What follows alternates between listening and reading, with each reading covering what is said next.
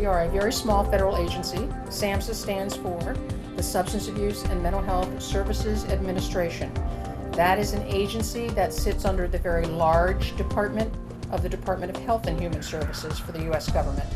We are the only agency designated specifically to look at the issues related to those illnesses and those disorders. So you don't find that kind of a name across any other operating agencies within the federal government.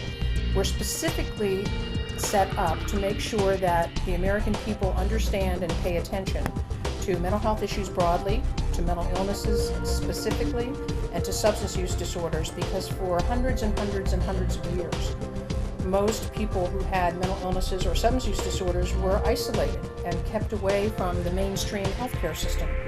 And so the federal government basically decided that we needed to pay attention to these disorders. We needed to pay attention to evolving treatments for these disorders. We needed to pay attention and bring the discussion about these disorders into the modern era. And so we were created for that purpose. It's a very important and small agency in the sense that we help Americans, and particularly the states who operate publicly funded systems to support people with mental illnesses and substance use disorders. We help them learn about best practices. We help them move forward.